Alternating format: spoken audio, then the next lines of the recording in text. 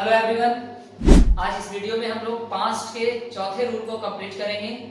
ठीक है, देखिए जो पास्ट का आखिरी टाइप है, रूल नंबर 8 हो जाएगा हमारे नंबरिंग के अनुसार। प्रेजेंट के 4 और ये पास्ट का 4। Past perfect continuous, past perfect continuous. Keywords इसके भी रहा था, रही थी, रहे थे, बस टाइम ऐड हो जाएगा, जैसे कि प्रेजेंट परफेक्ट कंटीन्यूअस में हुआ।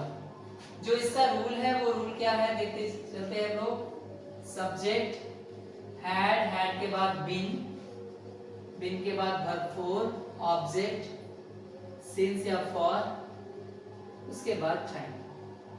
ठीक है, अब इस रूल को एक बार जरा समझ लें।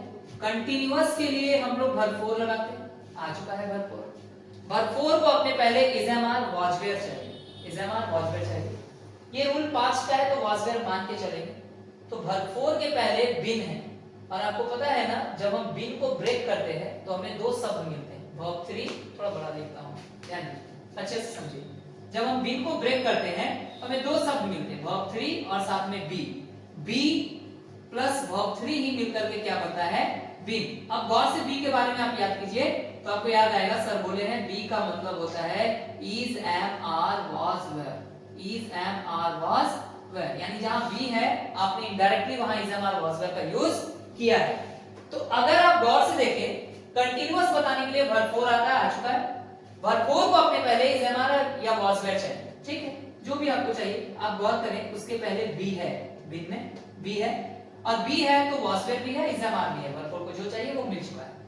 अब परफेक्ट बताना है, परफेक्ट बताने के लिए वर्ब थ्री का यूज करते हैं, और बीन एक वर्ब थ्री भी है, ये वर्ब थ्री भी है। तो ऑलरेडी हमने सेंटेंस में वर्ब थ्री रखा हुआ है छिपा करके, और वर्ब थ्री अपने साथ हैज, हैव और हैड को रखता है।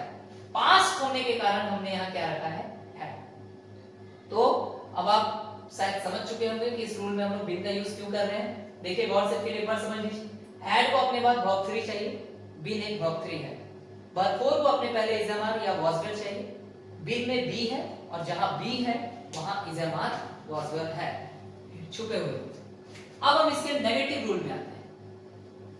Subject had plus not, been, verb four, object since या for plus time.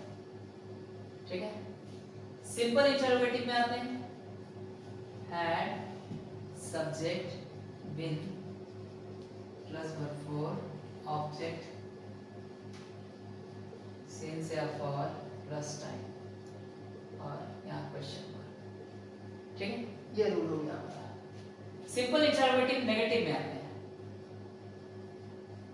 Had subject not been verb four, object since या for plus time, and then question mark. Conditional interrogative की बात करें, question word, had subject been verb four, object since और for plus time. Conditional interrogative negative, question word, had subject not been verb four, object since और for plus time. ये हमारा rule हो गया। ठीक है, चलिए कुछ सेंटेंसेस बना लेते हैं इस रूल से।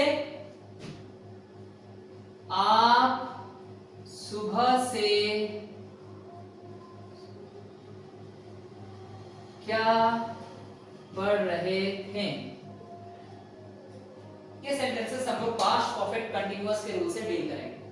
आप सुबह से क्या कर रहे थे, conditional interrogative, what had you been doing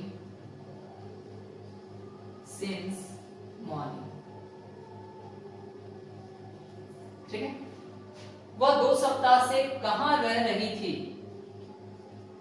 where had she been living for